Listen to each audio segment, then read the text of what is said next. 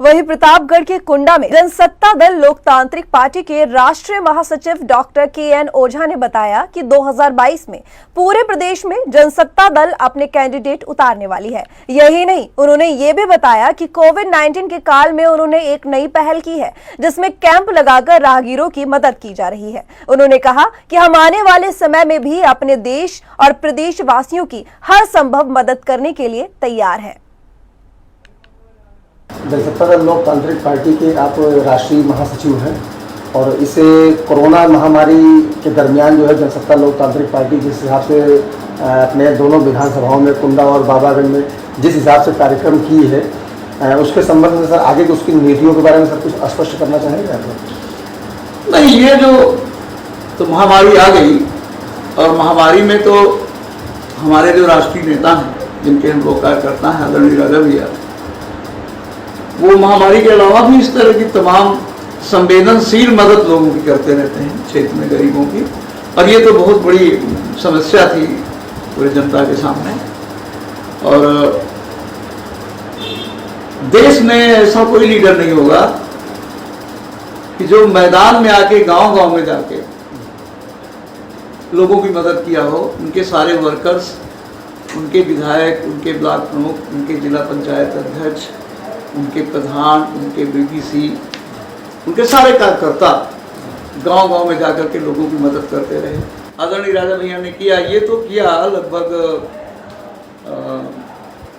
आप लोगों ने देखा भी होगा, तो रिपोर्टर हैं, आप तो गांव-गांव जाते हैं, कोई गांव कोई ऐसा पूर्वा नहीं बचा जहां पे आदरणीय राजा भैया की राहत सामग्री ना पहुंची हो। और आज भी जितने लोग परेशानी की हालत में आते हैं जनता दरबार में, वो इंस्ट्रक्शन से सबके लिए उन्होंने इंस्ट्रक्शन दे रखा है, सबकी मदद की जाए। सबसे बड़ा कार्य जो उन्होंने किया जिसमें हम लोग लगे हुए थे, वो हाईवे पे उन्होंने एक कैंप लगाया जिसमें 24 घंटे में 25,000 लोग तक आते थे। और वो बॉम्बे से चले हुए लोग पैदल भागे आ रहे हैं, टेम्पो पे चले आ रहे हैं, 3 व्हीलर्स पे चले आ रहे हैं, बसों में आ रहे हैं, ट्रकों में भर भर करके आ रहे हैं। और सबसे बड़ी चुनौती थी कि सोशल डिस्टेंसिंग का पालन करते हुए उनको खाना खिलाना, उनको नहलाना धुलाना, सैनिटाइज करवाना।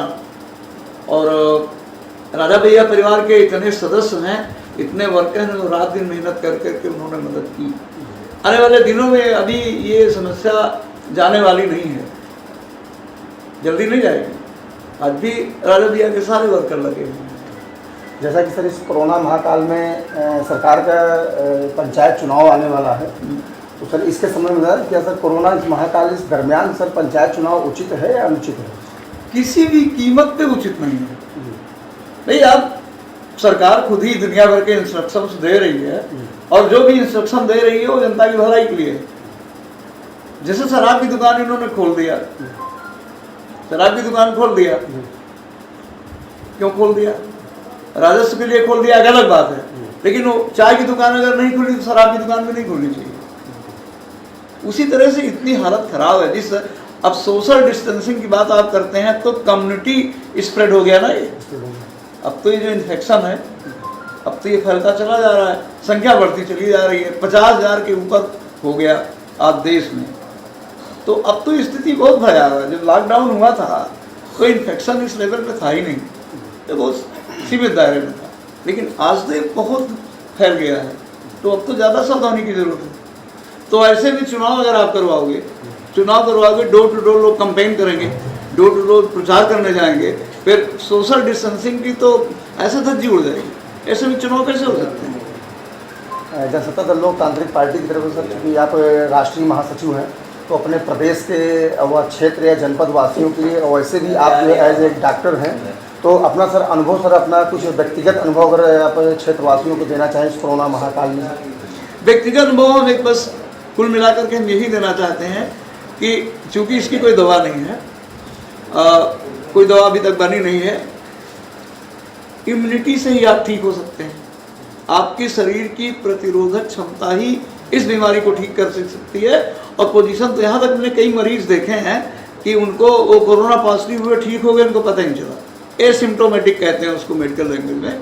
तो ऐसी परिस्थिति में जो आयुर्वेदिक पद्धति या हमारी जीवन शैली, पुरातन जीवन शैली है, जिस तरह हम लोग बचपन में जीते थे, आज तो मॉडर्न लड़के हैं उनको नहीं पता है, वो शैली जिए और शाकाहारी बने और अपना भोजन, अपने घर का भोजन करें, बाजार की चीज़ों से दूर भागें।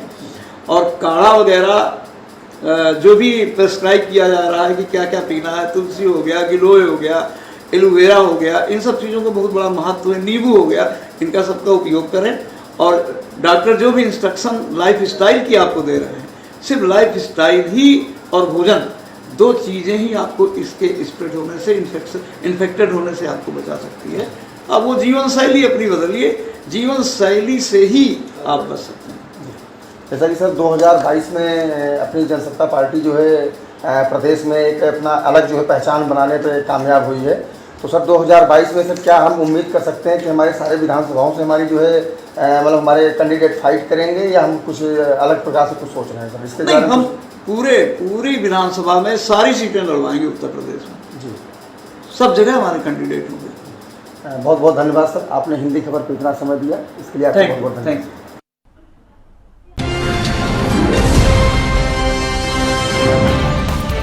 घंटी का बटन दबाइए और हिंदी खबर से जुड़ जाइए।